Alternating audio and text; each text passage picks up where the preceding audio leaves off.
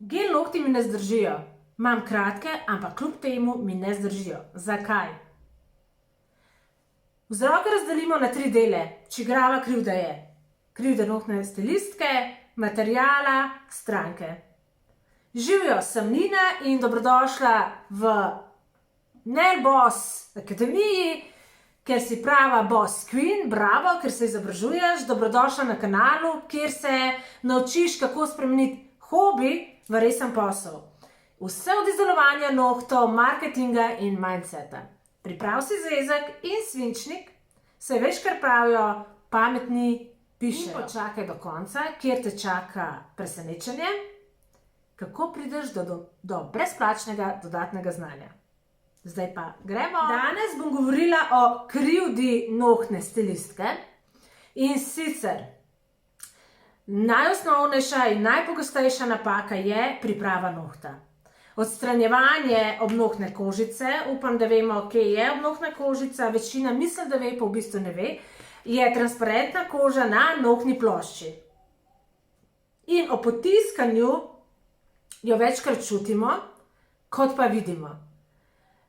Predvsem je pa težava na področju sinusov, to se pravi na tem področju, kajti tukaj, nimam zdaj potiskalca, ampak predstavljam si, da imam potiskalc, potiskamo na tem področju ful težje, zato ker moramo malo se v zapestju gibati.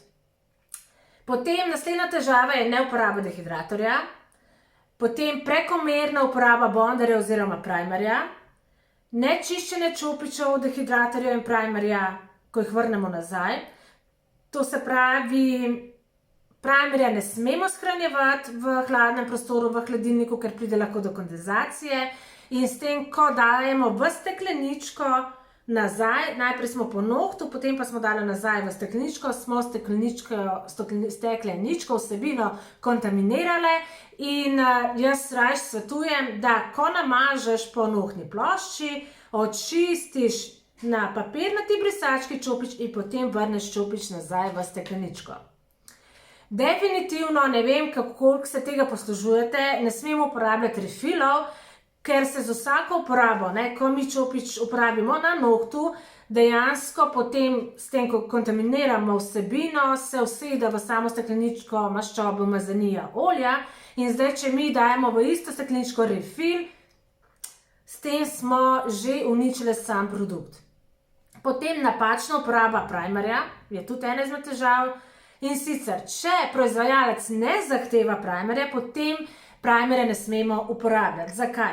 Primer uporabljamo zato, da res material zvežemo z nohtom, da še dodatno povečamo to vezavo. In ja, mogoče se ti zdi to ful dobro, ja super, Nina, zakaj jaz tega ne smemo uporabljati? Zato, ker imamo pa v primeru, da pa proizvajalec ne zahteva uporabe primerja, ima svoje produkte narejene tako, da tega ne zahteva, potem pa, ko smo mi uporabljali primer, smo premočno zvezali material z nohtom in imamo potem težavo pri odstranjevanju. Preagresivno odstranjevanje privede seveda do odstopanja. Zakaj privede do odstopanja? Ker smo mi s preagresivno obdelavo nohta, ker smo popilili material stran, morali smo to popiliti na močnejši, bolj grob način, ali pa celo si je stranka še trgala dol in seveda s tem je trgala tudi plasti svojega naravnega nohta. In posledično se je noht stanjšal, omehčal in s tem, ko mi sedaj dajemo material, lahko je isti, to je, dostakrat imamo primer, je pa pol leta čisto normalno držati, zdaj pa kar naenkrat ne drži. To je lahko eden izmed razlogov, mi namažemo material, imamo material, ki je trši, ampak hkrati imamo v roku pol leta, smo dobili spodaj mehkejši noht in posledično pride do odstopanja. Naslednja težava je še, da nohtna plošča ni dovolj zmaterjana. Ali pa se je dotikamo, to se pravi, dostakrat vidim napako, ko popilimo in potem, upam, da uporabljate rokavice, in potem brez rokavic obrišemo in seveda nazaj zmastimo noht. In tudi potem, če smo uporabljali dehidrator, imamo težavo, ker nazaj, takoj v sekundi, potem nazaj pride vlaga s tem, ko smo se dotakali na nohtu. Ali pa stranka mogoče se takole naslanja na kožo, ko smo mi že zmaterirali nohte. Torej, mi moramo stranki naročiti in razločno povedati, kaj lahko dela, pa kaj ne sme. Ona v tem času, ko ima pripravljene nohte, ne sme delati ničesar.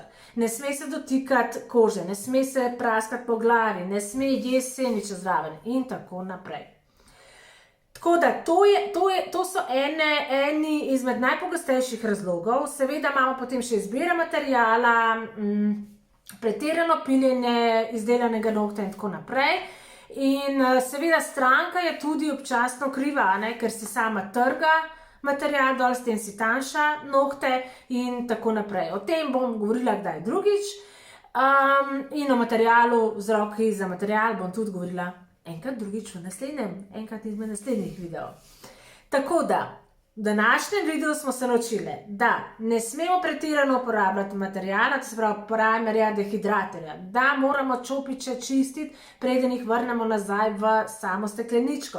Seveda moramo gledati tudi rok uporabe. Potem ne smemo dajati pretiranega materijala na nohtno ploščo, kajti če dajemo preveč materijala na tole področje, kaj se zgodi? Ali se odlomi in potem odstopa na tem področju, ali pa odstopa tukaj zadaj, zato ker smo se dotaknili kože, proksimalne nohtne gube. Torej, tudi seveda je pomembno, da se z ničemer ne dotikamo kože, niti s primerjem, niti z gelom.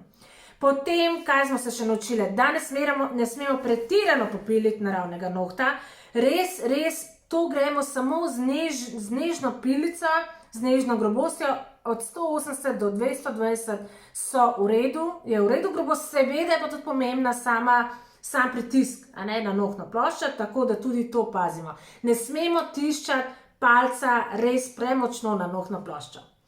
Ok, jaz upam, da si najde kakšen razlog, ki ga sama delaš in da ga ne boš več, tako da, evo, presenečenje je, spodaj sem ti pripela povezavo do brezplačne dodatne vsebine in sicer do brezplačne knjižnice. Z opisom boš prišla v naš mail tribe in boš dobila dostop do različnih webinarjev. Jaz bom zdaj samo naštela 3, ker nimamo toliko časa, da me tukaj poslušate, pejte tja, poglejte si, brezplačno je, res je veliko uporabne vsebine. In sicer, dobila boš 10 napak, ki jih delajo nohtne stilistke na začetku, zelo pomembno.